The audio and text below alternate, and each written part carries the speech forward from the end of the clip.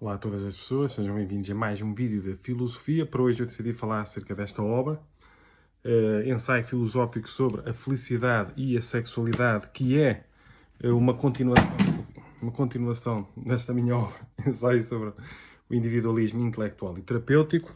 Portanto, é um prolongamento, não é? Como eu falo aqui. Esta obra trata, por exemplo, tem aqui na capa ego, inconsciente, sistema de sobrevivência e reprodução da espécie, dança do acasalamento humano, relacionamentos, consciência e ética. Eu considero que a dimensão afetiva e sexual é uma das mais doentes nas pessoas, portanto, é uma das que precisa de mais atenção e, no fundo, é uma que é mais tabu, nomeadamente no meio da filosofia, no meio académico da filosofia. Portanto, ainda é muito tabu falar acerca da sexualidade no meio académico da filosofia. Eu quis contrariar também um bocado isso. Eu senti que deveria falar acerca disso, tratar dessa parte, porque a dimensão afetiva e sexual tem uma dimensão interior, tem uma dimensão relacional e tem também uma dimensão social e política, uma dimensão coletiva. Basta entender o conceito de dança do acasalamento humano, não é? Que tem consequências, que é o princípio de toda a competição entre as pessoas competem sexualmente umas com as outras, mesmo de forma indireta e inconsciente, principalmente quando são muito dominadas pelo ego, pela energia sexual, pelos impulsos sexuais, pela necessidade, pela vontade de realização sexual, pela busca de prazer sexual. Eu falo sobre isso nesta obra, não é? Não são só os outros animais, digamos assim, que competem sexualmente. Os seres humanos também competem, em geral, competem muito sexualmente. Isso tem consequências até na tão má distribuição da riqueza que existe no mundo. O problema é que as pessoas competem de forma inconsciente, as pessoas não se apercebem que muitos dos ciúmes, as invejas, vêm até de uma projeção da felicidade de outras pessoas, que envolve também uma projeção da própria infelicidade. Portanto, quando uma pessoa projeta a felicidade, também tende a projetar a infelicidade quando se sente infeliz. Portanto, a outra pessoa é culpada, não é? Problemas como a solidão, como a ansiedade, a depressão, as paixões doentias, uma reflexão filosófica acerca do amor. Eu trato acerca disso nesta obra, ensaio filosófico sobre a felicidade e a sexualidade. Eu trato também noutras obras, mas esta aqui eu foco muito nisso aí, portanto é uma continuação, prolongamento do ensaio sobre individualismo intelectual e terapêutico. Nossa sexualidade envolve nuances conscientes e inconscientes que convém que nós tenhamos atenção para compreendermos de que forma é que prejudicamos a nós mesmos e prejudicamos terceiros e prejudicamos a sociedade no sentido geral, a comunidade envolvente, por causa da nossa sexualidade inconsciente. Se nós formos a ver as notícias, o que não falta é a questão dos abusos sexuais, da violação, da pedofilia, do assédio, os relacionamentos tóxicos, todos os tipos, o que é que faz com que uma pessoa se torne permeável a relacionamentos tóxicos e se torne tóxica nos relacionamentos. Isso acaba por acontecer de forma inconsciente, porque o nosso ego é um sistema de sobrevivência e reprodução da espécie que tende por busca uma realização de fora para dentro, mesmo de forma indireta e inconsciente, está formatado com base no medo da dor, medo da morte, medo da rejeição, e acaba por envolver uma projeção da própria felicidade nos outros, o que envolve, como eu já falei há bocado, uma projeção da própria infelicidade. Portanto, a outra pessoa é a culpada, não é? A outra pessoa é o centro do prazer. Isto aqui, por exemplo, nesta obra, eu trato também acerca da filosofia budista, trago um bocadinho a filosofia budista, a filosofia do Tantra Yoga, por exemplo. É muito importante nós compreendermos o Tantra Yoga. Eu acredito que o Tantra Yoga é uma das escolas filosóficas e espirituais do passado do Oriente, digamos assim, principalmente da Índia, que melhor trata a dimensão afetiva e sexual das pessoas, que melhor trata a sexualidade, no meu entender. Tantra significa controle, significa, por exemplo, que nós temos que controlar a nossa energia sexual em vez de sermos controlados por ela. O que acontece hoje em dia é que as pessoas são muito dominadas pela própria energia sexual. Há outro extremo também, que estão nos extremos, o domínio do ego da energia sexual. O outro extremo é toda a repressão e a opressão afetiva e sexual que as pessoas vivem, também por causa de questões judaico-cristãs, por exemplo. Nada contra a filosofia de Cristo, antes pelo contrário, mas há toda uma envolvência que pode envolver repressão e opressão afetiva e sexual. Se calhar nem tem nada a ver com a filosofia de Cristo, não é? Mas é tudo o que foi desenvolvido ao longo do tempo, toda uma repressão e opressão afetiva e sexual, que às vezes vai até ao contrário, que é o domínio do ego da energia sexual. Depois envolve todos os abusos sexuais, as violações, os assédios em demasia, os relacionamentos tóxicos. E isso acontece principalmente porque a sexualidade ainda é tabu na filosofia e não só, em termos pedagógicos, continua a ser tabu falar acerca de sexualidade. No entanto, muitas das pessoas vivem quase em torno de comer e fazer sexo, né? Vivem em torno da energia sexual e nem se apercebem disso. As coisas que fazem, as compras que fazem, os carros que usam, muitas das coisas, os acessórios que as pessoas têm, ficar preso a uma estética corporal sexualmente atraente e ficar obcecado com isso, a toda uma obsessão, porque vem da competição sexual, mesmo de forma indireta e inconsciente, confundir um corpo sexualmente atraente, entre aspas, com autoestima, é uma das grandes confusões que existe na sociedade, no meu entender.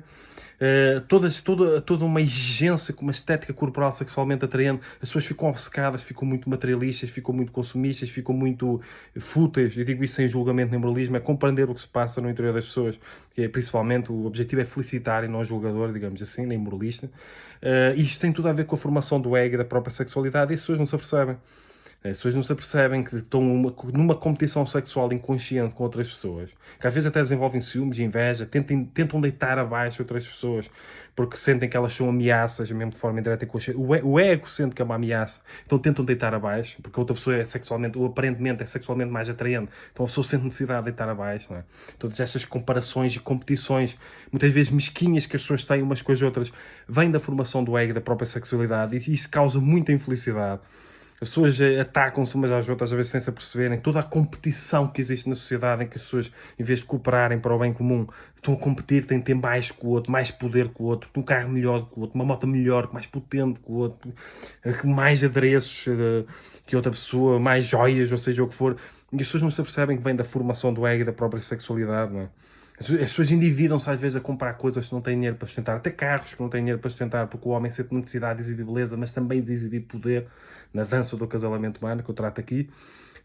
E muitas das coisas que as pessoas fazem de forma inconsciente, com base na própria sexualidade inconsciente. O problema é que é inconsciente, as pessoas não se percebem, porque a sexualidade não é só reprodução e prazer sexual.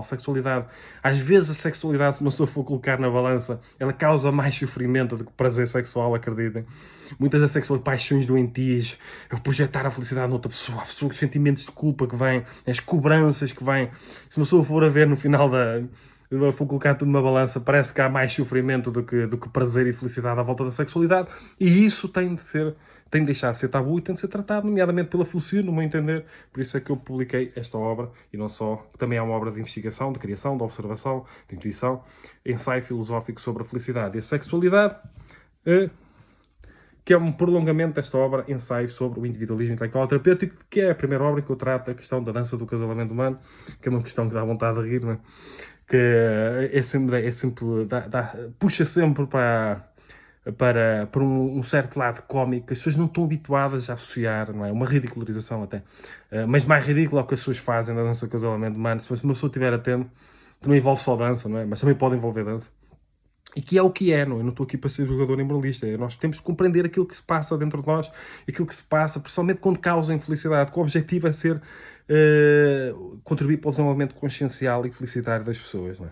Compreender o que é que se passa verdadeiramente, o que é que as pessoas fazem e que tem a ver com a própria sexualidade e que não se apercebem, não imaginam que tem a ver com a própria sexualidade e depois confundem com outras coisas, não é? E convém nós desconstruirmos isto, convém analisarmos e compreendermos e ter efeitos terapêuticos e felicitários.